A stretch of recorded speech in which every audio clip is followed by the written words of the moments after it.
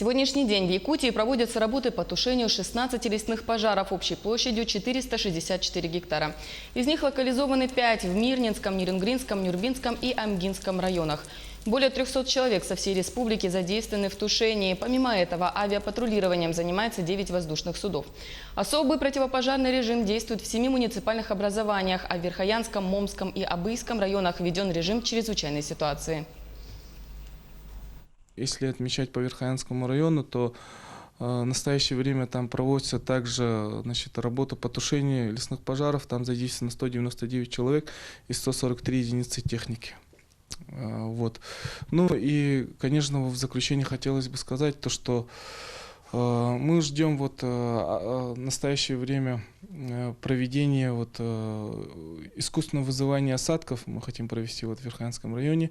В принципе, угроз населенным пунктам не имеется, но у нас пожароопасная обстановка меняется практически ежеминутно.